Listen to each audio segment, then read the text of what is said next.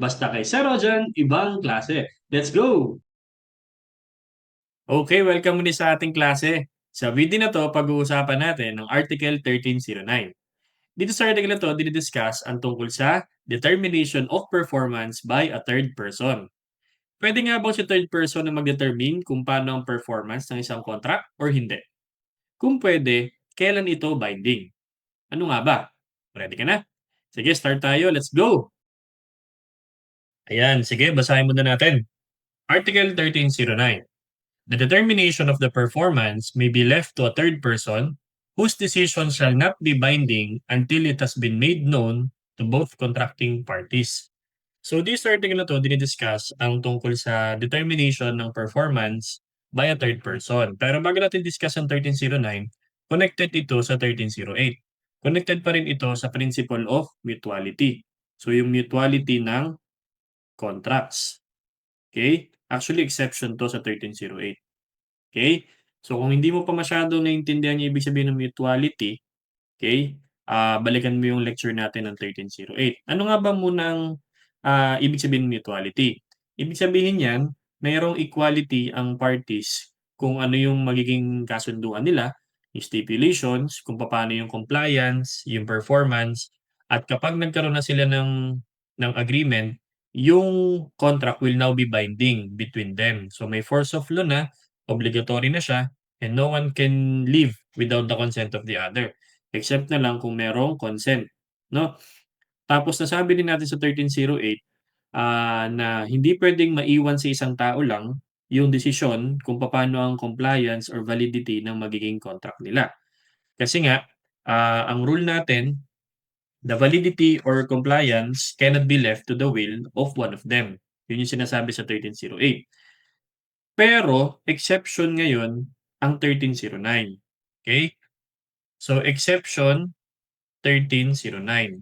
Kung hindi puwedeng maiwan sa isa sa mga parties ang desisyon kung paano ang compliance or paano masasabing valid ang contract nila or yung condition, puwede namang maiwan 'yan sa third person.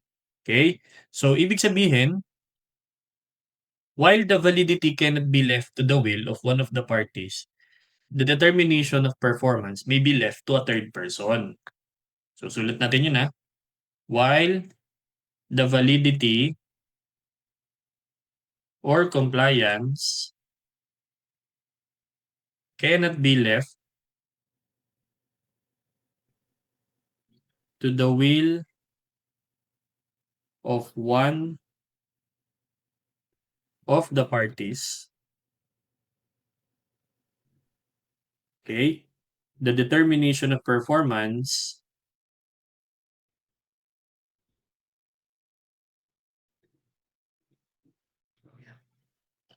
may be left to a third person.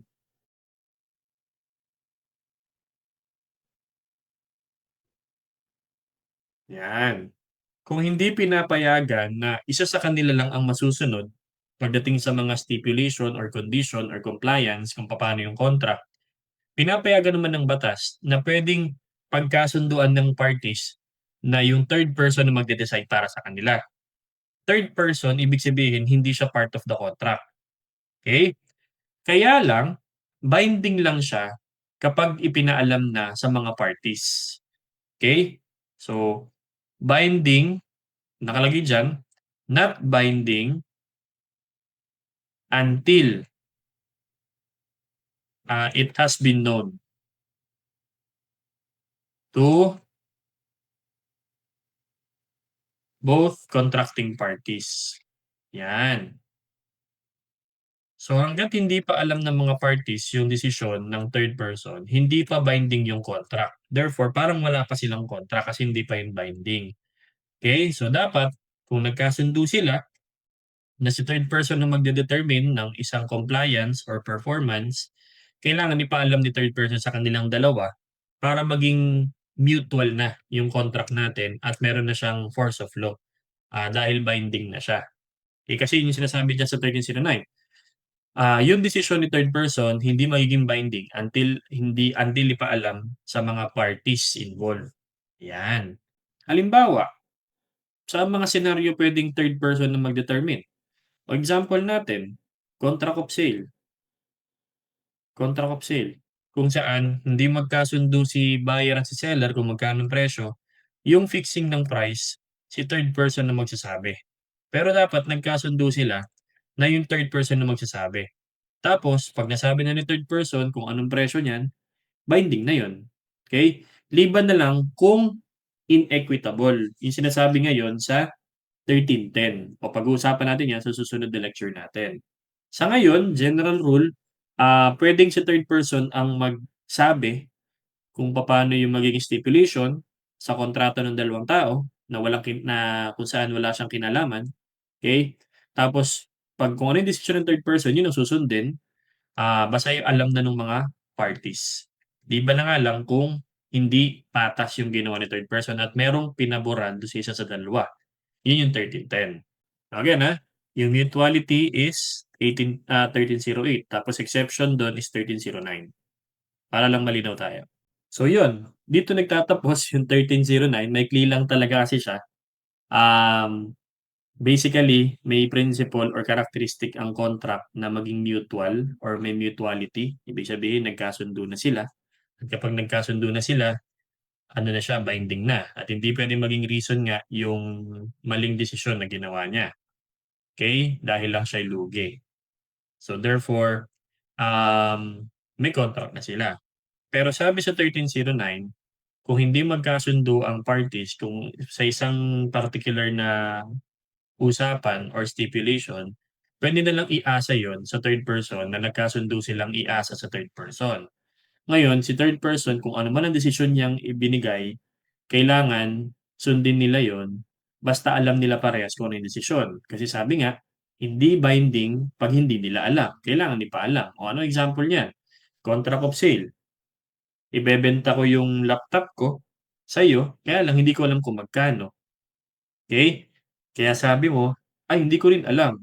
Sige ganito na lang, punta tayo sa isang, buy and sell ng laptop na second hand. Tingnan natin magkano presyo dun." O 'di nagpunta tayo, tinanong natin, "Kuya magkanong presyo ng ganitong laptop kung kayong bibili?" "Ay ganito po yan." O yun, so third person yun. Tapos ngayon, yun yung sinabi niya, narinig natin, alam na natin. Eh, di binding na yun kasi nagkasundo tayo na kung ano yung presyo dun, yun yung magiging presyo natin sa contract, okey? Except na nga lang sa 1310, papasok sa 1310, so sige sulat na natin dito, um, except 1310, 'yan. Ano yung 1310? Kung yung magiging desisyon ng third person is evidently inequitable, halata namang may pinaboran, halatang hindi patas, eh, di hindi magiging si ano ngayon, kung hindi magiging obligatory.